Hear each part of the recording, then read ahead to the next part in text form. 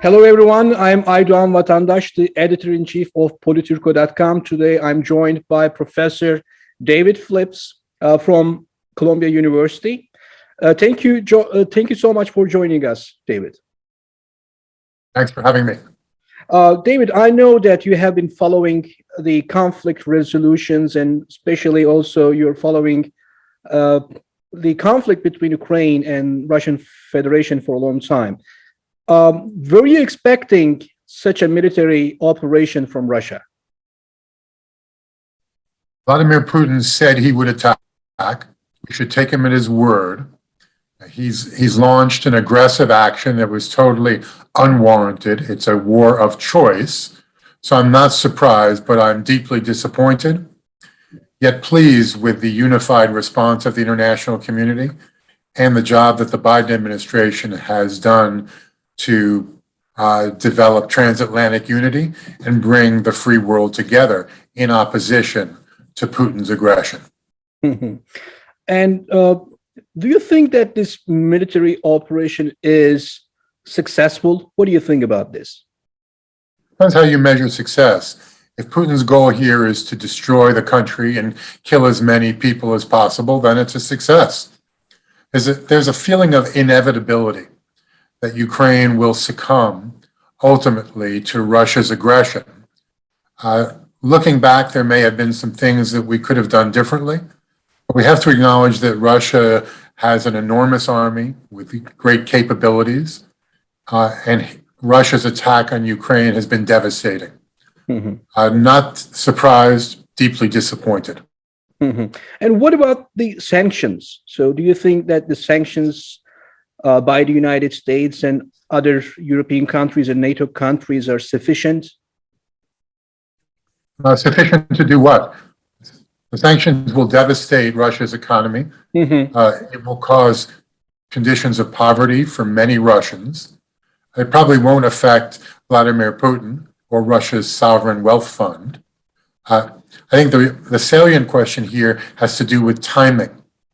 Should the sanctions have been implemented prior to Russia's decision to go to war? Would that have changed Putin's calculus? Probably not. But it is what it is. And now Russia will pay a serious economic and strategic price. The US has demonstrated an ability to make tough decisions and to bring the Western world together. That's little consolation to the people of Ukraine that are being slaughtered. And some military experts believe that the Russian military operation is not that successful, and probably they were not expecting the Ukrainian people would resist in that way. And if Putin wouldn't gain whatever he was expecting, what do you think would happen if Putin would lose this war?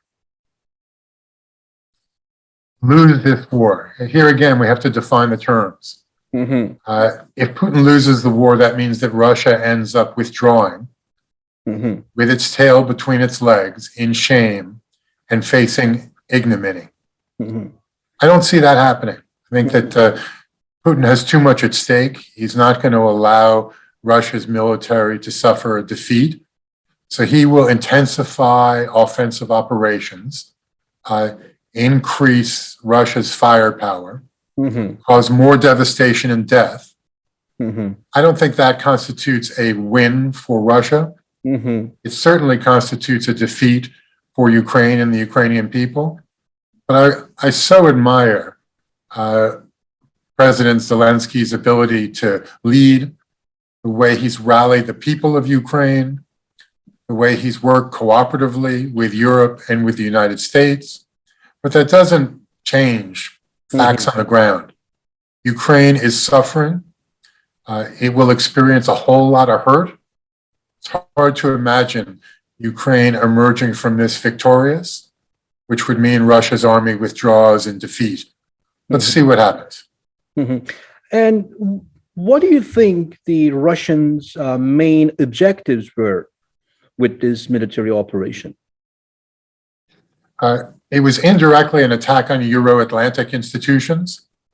So the attack on Ukraine was intended to send a message to NATO that Russia is formidable and Russia is ready to engage militarily. Putin's threat to put Russia's nuclear forces on high alert is deeply worrisome. So what Putin wants to do is to reclaim the glory of Russia's empire, to instill fear in countries of the near abroad, and send a message to Washington and to European capitals that Russia won't be pushed around. In fact, the message he sent is that Russia is weak, Russia is already in defeat, and that Western values of freedom and democracy and open markets are stronger than Putin's autocracy. And did you have a chance to follow the news about how the Russian people reacted to it? What do you think about this? I think it's incredible that thousands of Russian people are out on the streets protesting. They're being beaten, they're being arrested. It affects their criminal record and their ability to gain employment in the future. But ultimately, the goal here needs to be both to rescue Ukraine and to destabilize Russia so that the Russian people can rise up and overthrow the dictator, Vladimir Putin. Unless there's a change of regime in Russia, which is led by the Russians themselves, this whole misfortune will be for naught, and we'll see it repeated in other theaters. And we have seen that almost the entire NATO countries are supporting Ukraine, and they condemned Russia, except Turkey. I mean, Turkey condemned the operation, but on the other hand, they did not close the airspace, and they are allowing the Russian warships to use the Turkish vessels. So what do you think about this? Initially, when Turkey was asked to close the Straits of the Dardanelles, right, they refused by saying, we have to verify there's actually a war going on. What a ridiculous answer that was. Right. It revealed so much about the character of Turkey's leaders. Putinism and Erdoganism are cut from the same cloth. They are both anti-democratic autocrats who care little for the welfare of their own people. They care about enhancing their personal wealth and consolidating their political power. Both of them should end up in The Hague on charges of war crimes. And what about China, David? Chinese leadership had a different approach this time. They had a phone conversation, Chinese president and the Vladimir Putin, and Chinese president told Putin to leave the Cold War mindsets and have an agreement with Ukraine. How did you see this development with China? So a core Chinese principle has to do with territorial integrity and sovereignty of states. The actions that Russia is taking against Ukraine fundamentally violate China's primary foreign policy priorities. It failed to endorse Russia's aggression, but nor did it take any steps to counter it. China is clearly looking in the mirror. Chinese leaders know they have a problem with restive minorities on their own territory. They also know that there is a looming conflict with Taiwan, so they're setting the stage for China's actions in the future. That's why it's important that the United States and the West respond in unison with strength and commitment to Russia's aggression. Doing so not only deals with the situation in Ukraine, it also sends a signal to Xi Jinping that the US isn't going to sit on the sideline. NATO isn't going to sit on the sideline while mass atrocities are committed. China should listen to the warning and adjust its approach. David, thank you so much for your time. Thank you so much. Thank you for having me.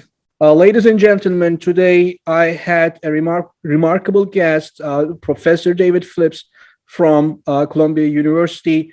Thank you so much for joining us. Have a wonderful day. Thanks a lot.